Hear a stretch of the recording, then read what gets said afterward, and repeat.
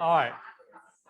It's 2:31, so we'll get started.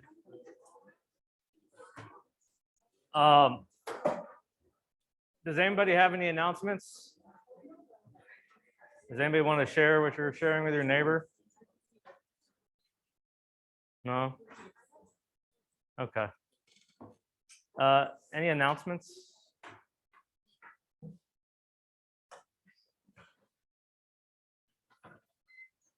A couple things in terms of course stuff. Hopefully you saw my email. We're just going to plan to meet via Zoom on Wednesday. I figure 2:30 day before fall break class is going to be sparsely attended. And so give you the freedom to get wherever you need to get to. In that vein, as I said in the email, I want to really encourage y'all to be very conscientious, if you would, about fall break and really using it as a break. Okay. We all came into the semester at sort of a nadir of mental well-being, and it certainly has not gone up for me, and I can't imagine for really anybody on campus. And so really, as much as you can, take fall break as a period of rest, and mostly mental rest.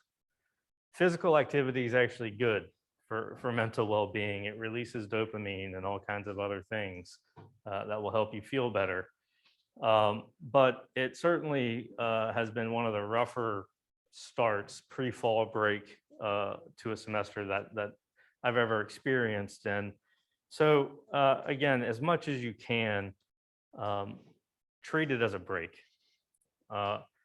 That being said, I realized just this morning that for some reason I had a problem set due, like right after fall break. That's going to be pushed back because that's just wrong, even in a normal semester. So look for that. It'll be due on Wednesday. It's just going to be on the stuff that we're going to talk about today and that we're going to talk about on Wednesday. So basic market theory. Okay. Look for problem set 2 grades to be released soon. Midterms, as I said, will be at least mid, probably end of next week, because I'm also insisting that my TAs take a fall break. Okay, I'm going to take as much of one as I possibly can, which is only dampened by the fact that I think I have like 15 students apparently going to like 15 different law schools who want recommendations, which is fine, but it does seem like a crazy amount.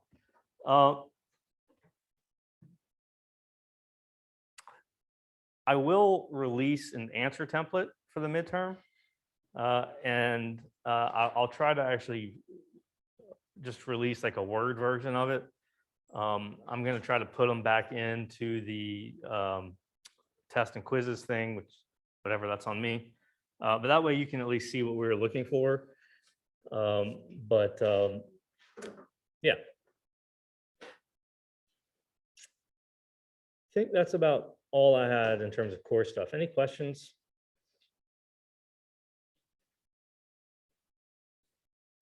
Comments?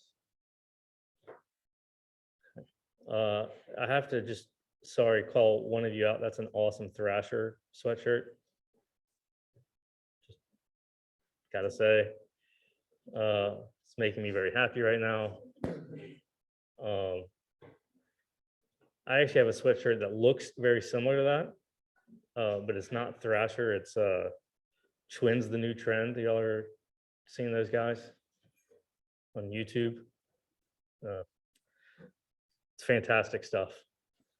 Look it up. Twins, the New Trend. They listen to music for the first time ever and they respond to it. Okay. Uh, I'm also going to be ending probably about 5 minutes early today because I have a 3:30 meeting that I have to get to. But we'll get through as much of really basic, simplified market theory as we can today. And then I'll finish it up on Wednesday. And then we come back for market failures on the other end of fall break, okay? These are just a couple of quotes. The first one is like the classic Adam Smith quote about markets that you often hear about. I like this quote that Whelan actually has in his book about, well, hey, look, not every job, every profession actually is governed by markets. And so we need to take that into account, and that's where public policy comes in. As I'm going through stuff today, I want you to think about what's going on in terms of the world today. I mean, how many of you have filled up your gas tanks recently? A little bit painful, isn't it? Yeah. How many of you have gone to buy like some kind of special chicken or steak or anything, you know, at the grocery store? Everything's going up right now. Yeah. And while we're not doing macroeconomic theory in this class, it's all micro. The market itself and what's happening with supply shortages and that kind of thing is very relevant to what we're talking about today. So want to talk a little bit about what markets are, some of their general features. We're talking in general about a sort of collection, right, of buyers and sellers who are voluntarily engaging in some kind of transaction. Okay. One of the key words in this definition is price, and we'll get into some more details about that. And this is posted on Sakai, just so you know. What we're really talking about is this union of utility maximizing consumers with profit maximizing producers. And even though we know that there are producers out there who care about things other than profits, the assumption in market theory is that is the driving force. You know? Important to understand this concept of mutually beneficial voluntary transactions. This is where Pareto comes in the econ world of things, you know, people have to at least assume that they are benefiting in some way, or at least not being made worse off when they're doing these things. And voluntary is another important part. When you start thinking about public policies like the Affordable Care Act and the individual mandate there, right? That is a violation, if you will, of sort of basic market concepts.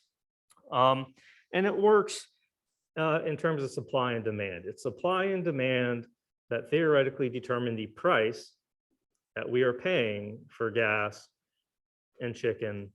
And I don't know what else is really expensive right now. Chicken wings, by the way, are super expensive. It's killing me. I got an 8-year-old who would literally eat chicken wings every night. It is also an inherently competitive model. And we are looking at individual decisions. And there's a couple of just key assumptions right out the gate that you need to be aware of. The first is that people, and this supposedly includes both consumers and producers, are price takers. The market, this sort of ethereal thing, determines the price. Okay, so the suppliers and the demanders are just accepting that price. When we talk about self-interest, remember the concept of utility that we defined earlier in the semester. You know, basically something that makes you happy, makes you feel good, that kind of thing. people are making decisions simultaneously. So that's where the strategic interaction, game theory stuff comes in. And there are a bunch of strict assumptions in pure market theory that allow us to have a model that can be predictive of individual behavior. And we'll go through what some of those are later on. Whelan is an economist. Okay, he loves markets. He thinks markets are pretty fantastic and can do lots of fantastic things, and he's probably not wrong. So he has some other features. He talks about them being real sources of innovation and progress. This is the whole world of entrepreneurship and that kind of thing. People see a demand, maybe an unknown demand or an unmet need, and they innovate, they create something, right? For some reason the other day, I was just genuflecting on differences between when I grew up and when my kids are growing up. And just putting pandemic to the side, you know, the idea that when I was 8 years old, like my 8-year-old is, you know, there were no cell phones. There were no personal computers, really. We did get an Apple II at some point when I was like 10 or 12, but there was no internet. You think about a lot of the technology that we rely on a day-to-day basis simply didn't exist when I was a kid. That's why when you told your parents that you were bored, they got pissed. Yeah, because that was our life. And we weren't, yeah, I got bored, but we did other things. And then I started thinking about it. I was like, well, you know, my parents, they didn't have TV even. I mean, my parents did at by a certain age, but my mother-in-law, you know, they didn't have power for part of it. She grew up on a farm with an outhouse. You know, she's not that old, 78. And you know, the amount of progress that we've made, it really is substantial. And what Whelan would say is a lot of that is market driven. And it is. I would point out it's also policy driven, government driven. One of the greatest sources of innovation and progress that we have is the US military, where they've got to figure out how they can keep people supplied, how they can feed them out in the field, how they can communicate better with each other, communicate in real time. Lots of things have come out of the military. So markets can be a real source of innovation and progress, but they're not necessarily the only ones. And if you want another example, look at other countries that aren't so market driven, from which lots of good things have come. You have a question? The World Wide Web, did it come from the military? Originally, there was an intranet type deal. This is my understanding. Okay, I'm not no expert on it. The military had the first kind of intranet within themselves. The actual World Wide Web, I think he got the idea from there, but it wasn't, yeah.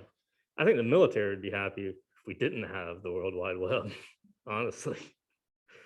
But I'm spacing on the guy's name right now. Tim Berners-Lee, thank you. In fact, I think even he has regretted the World Wide Web and the way it has evolved over time. Anyway,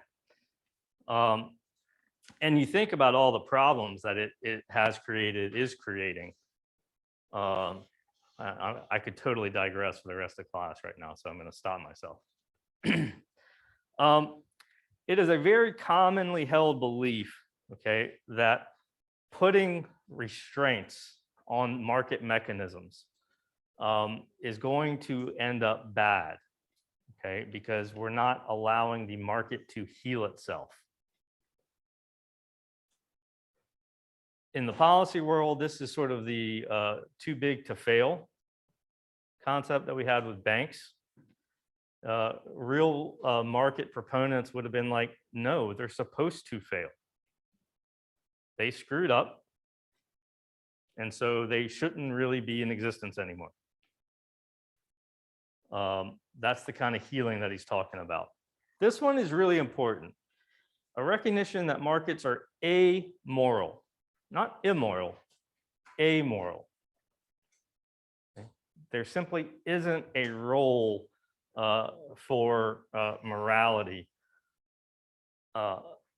within its constraints or within its boundaries. Now, whether or not you can actually compare it to the laws of physics, since we're talking about human behavior, that might be a stretch, but that is the kind of thinking that is very, very common amongst economists. And there's no question that markets make our lives better. They help increase competition, they drive down prices, they increase quality, they do lots of good things that make our lives better than our parents and our grandparents. But they also make it hard sometimes to stop behavior that is harming other people. I think you see this a lot with Facebook and Instagram and all of that kind of thing, where we've essentially let them run free. And it appears that human nature, while we enjoy liberty, we have a tendency to use it to hurt other people.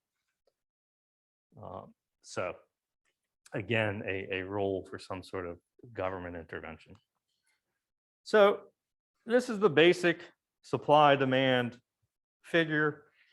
We've talked about it before. You know, downward sloping demand curve, that's important just to understand. As the price goes down, demand is going to go up. It's a upward sloping supply curve, meaning as the price goes up, supply will actually go up. That's because they're profit maximizers. And there is some magical point that we call equilibrium, and that is the price that we all supposedly take. Yeah. Right now, I'm looking at trying to buy a used car. Where that price is right now, I do not like, because the supply, you know, is down here, so the price is up there.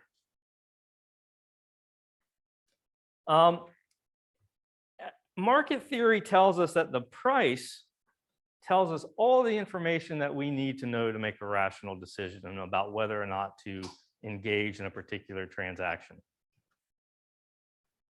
This is one of the big assumptions. Okay? And this is why when we start talking more about externalities, where there are social costs or social benefits, where the price doesn't adequately represent everything, that there are potential problems. But assuming, you know, that the price is here and there's some change that causes a change in the price, like a pandemic, like not enough truck drivers, not enough bus drivers. Good Lord. You know, they'll pay me $4,000 if I become a bus driver in Chapel Hill. Signing bonus. It may happen.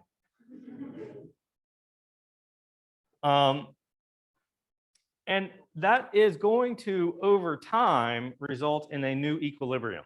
And the key there is over time. Okay? Markets aren't time machines. They can't just automatically adjust. So when you get some kind of change where the price has been artificially sort of increased, right? We're going to hang out here, and there's going to be a whole lot of people that otherwise would be able to enjoy it who can't buy it. Okay, but eventually the supply curve likely is going to shift. We'll have a new equilibrium. It's quite a padlock on this down here. Okay, I do want you to know a couple of specific things that are important when it comes to policy when we are instituting taxes, subsidies, regulations, things that are going to change the price and therefore alter either supply or demand or both. Okay. And this is terminology that you need to know. A change in demand versus a change in quantity demanded. So we've got, the price and quantity here. We've got this demand curve. Just know that demand curves are never actually linear. That's just easier to draw them that way. So if all of a sudden demand goes from here to there, we're moving along the curve. Yep, that is a change in the quantity demanded. What this curve or this line represents is the aggregate demand of society for a particular good. Okay, there's no real evidence that that demand, the wants, the preferences, and that kind of stuff has changed. All that's changed is the price, which therefore is resulting in a change in the quantity demanded. When there is something that actually changes the demand itself, which moves the curve in or out, okay, we call that a change in demand. Right? It's an actual shifting of the curve.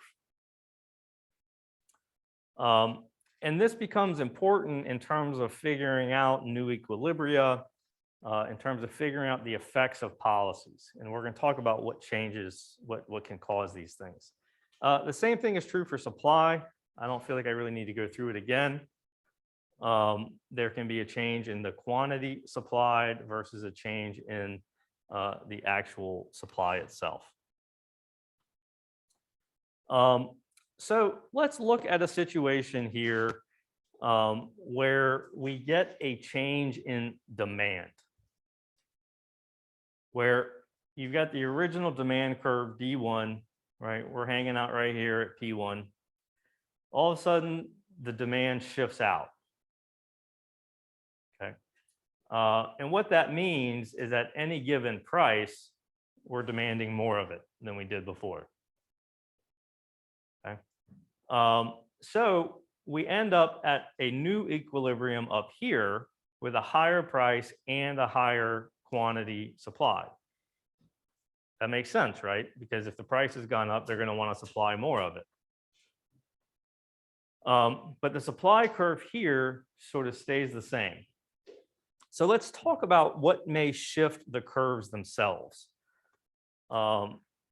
Because this is where we can really use policy to, according to market theory, if their assumptions hold true, to change behavior, change what people are buying and selling.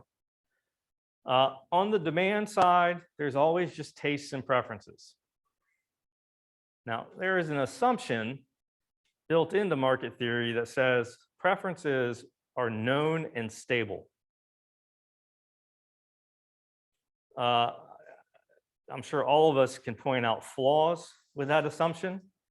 But certainly, if you think about social preferences, remember, these are aggregate demand and aggregate supply curves, so social. You see changes in tastes and changes in preferences. Okay. Bottom line is there's not a huge demand for Thrasher sweatshirts right now, because most people's tastes and preferences don't go that way. So that is something that we can try to affect, but often is something that time does. And lots of times it's circular, just like all time. Anyway,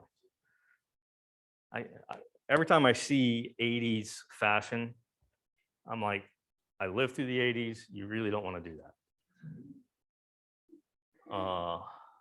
Anyhow, income is a big one. Okay, if we have more money to spend on things that we like, we're gonna buy more stuff. It's gonna increase our demand. prices of related goods. So something that's a substitute, something that's a complement, right, can change the demand curve itself.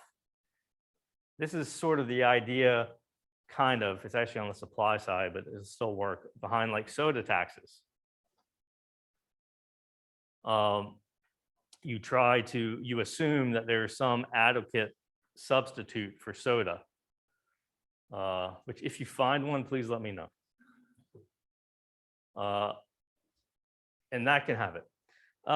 Expectations. This is not one I'm ever really going to test you on, but you often hear in the news about consumer confidence and that kind of thing. That can have a pretty big impact on demand. If I expect to be better off a year from now, then I can probably afford to put something on my credit card and pay it off later. If I expect to be worse off economically in a year, I'm not going to buy as much stuff, right? I'm going to save that money. And then the number of buyers is important. I said that we are all price takers, but if there is only one buyer, they pretty much get to set the price. This is something we've seen a lot of over time, but we saw with companies like Walmart, companies like McDonald's, McDonald's, for example, were essentially the only buyer of tomatoes from certain places. And so they got to set the price. And that price is not very high. And that led to bad working conditions and all kinds of other stuff where they got them and there were boycotts and blah, blah, blah. So those are ones on the demand side. On the supply side, you see some similar things. Resource price is a big one. Some input price. Okay, if you really are thinking about production, producing some good, if the price of steel goes up, then anything that requires steel, the price to make it is going to go up. Yeah, and that means given a certain level of money, capital, you're going to be able to produce less of it. Changes in production, like technology, techniques, all that kind of stuff, that can have a huge effect on supply. If suddenly things, are subject to automation, we can get rid of human error and human slowness. We can suddenly produce a whole lot more stuff. Again, prices of other goods can have an impact. The main one I want you to focus on here is taxes and subsidies, because the effect of a tax and a subsidy is to shift the supply curve, not the demand curve. The effect is more or less the same, but it's still an important thing to understand. Suppliers are going to adjust based on taxes and subsidies.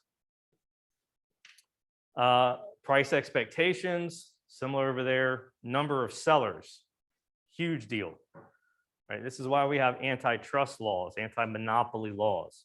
If there's only one company selling the good in a particular area, then they can put that price whatever they want under a free market system. Yeah. And then supply shocks. This is something completely exogenous, right? A hurricane, some other kind of natural disaster, maybe a pandemic. That's going to have impacts on supply in lots of different industries. Yeah. But all of these have the effect of shifting the curve. Any questions so far, Elias?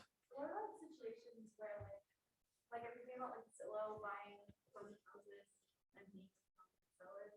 What about situations where the farmers buyers like only like one has monopolized the ability to purchase by having one money?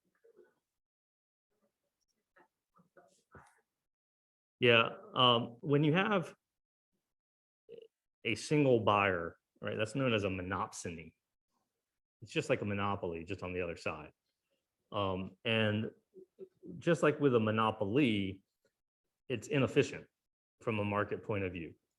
And so you normally would get regulations and things like that to stop them from being able to do it. The example that you gave, and for people on Zoom, they were asking about Zillow buying up a whole bunch of houses and then kind of reselling them, or becoming basically the only real buyer in certain areas. I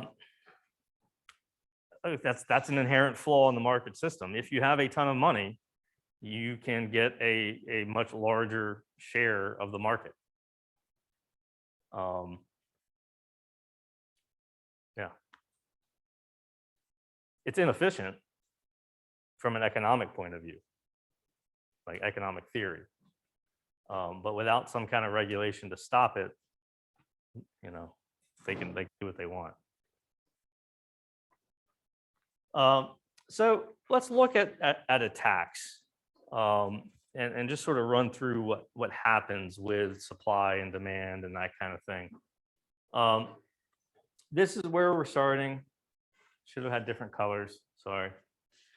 You got the demand curve, you got the supply curve. We're starting right here, the red dotted line. Okay. We are putting in a tax that is essentially increasing the price up to there. What's actually happening here is this supply curve is shifting in. It is moving parallel. We're assuming the shape of the supply curve is staying the same. Parallel, so that it's running through that point. What we end up with is people paying a whole lot more, sellers getting a whole lot less of that, and the government getting significant revenue. Yeah, so we have a whole lot less being consumed. That's sort of the idea of a tax. We want people to consume less of it. Remember that taxes, have those sort of multiple purposes: incentive change, like behavior change, and revenue. In a situation where you get huge behavioral changes, sometimes you just do it for pure revenue.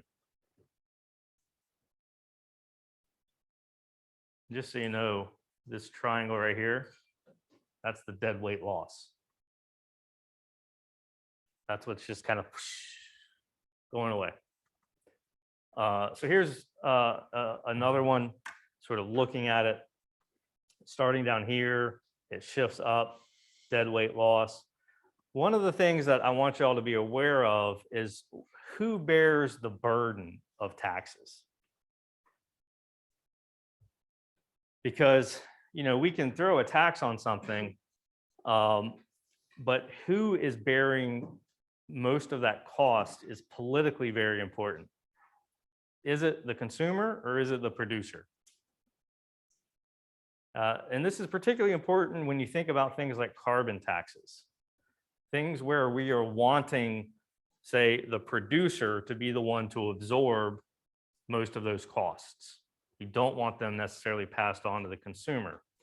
The way you can figure that out sort of on a graph is just this, right? You're going, take this line down here, quantity with the tax, price sort of equilibrium. And up here is the customer share and there's the supplier share. Now, who is bearing the brunt of it, as you're going to see later on, has to do with the relative elasticity of the supply and the demand curves. So the relative steepness of these curves. Whichever one is relatively steeper, that party is going to bear more of the cost. And again, you get the dead weight loss. All right, so I want you just to sit here and think, talk to one of your neighbors, right? Maybe get to know people if you don't know anyone. And here are the questions. Assume Apple and Samsung and everyone else having a hard time finding some rare needed element for their phones. What's going to happen to the market? Is it still efficient? Right? Meaning, is it still at equilibrium? Why or why not? And then I want you to consider, what if it's an element that only Apple uses? So talk it out with each other, and then we'll report back. Yeah, in like 3 minutes.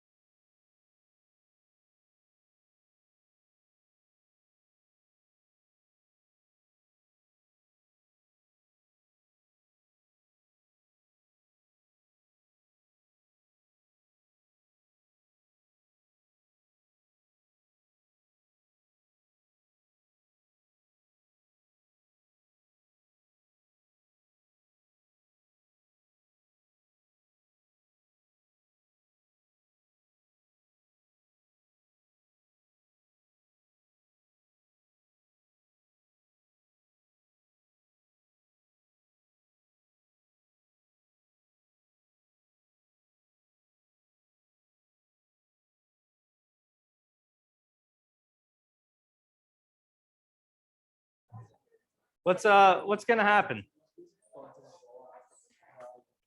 Anyone?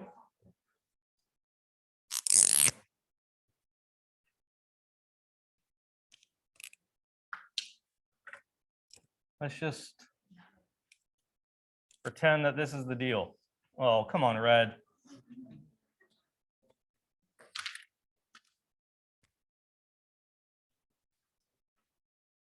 All right, so we're like right in here to start.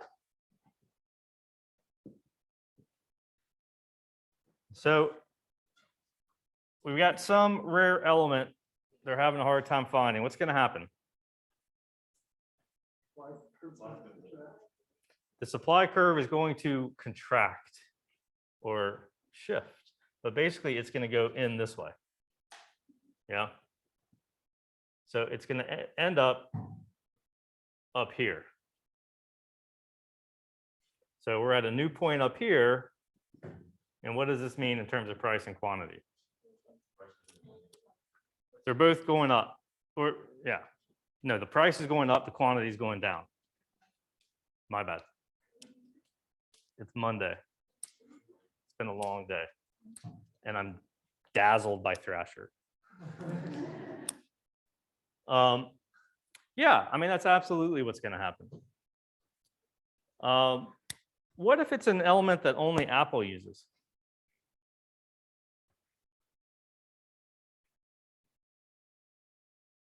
Any ideas? Esther?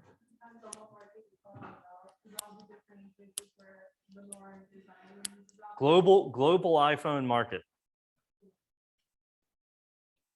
I mean, for iPhones, then the price will increase, but for other things, they might, like, that will help other things.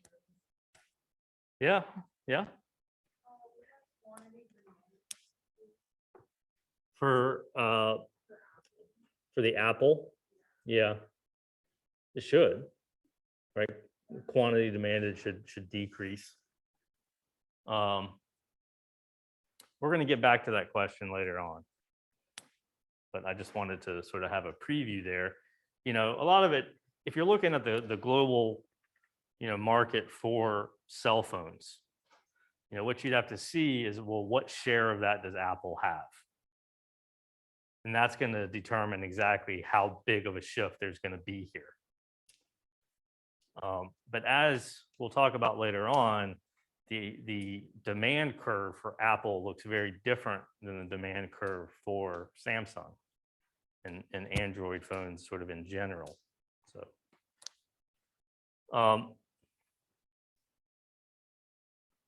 okay. This one you don't really have to talk about. You know, when he was in office, President Trump put some tariffs on steel and aluminum. What is this going to have an impact on? Everything? No, everything's made out of plastic now.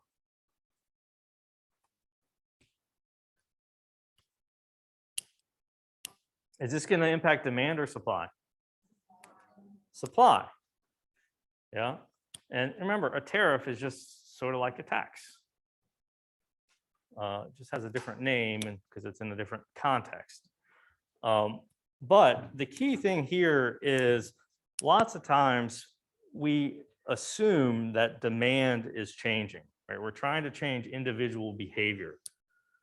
And so we're actually trying to change demand. But taxes, subsidies, tariffs, and that kind of stuff, their initial impact is in shifting the supply curve, which then has an impact on the quantity demanded, right? But it's an indirect type deal. And so this is why the concept of elasticity is so important when it comes to public policy and predicting behavioral change. And we're going to talk about that on Wednesday. Okay. Okay, well, I hope to see your faces without a mask maybe on Zoom on Wednesday. Otherwise, have a great fall break. Please make it a break.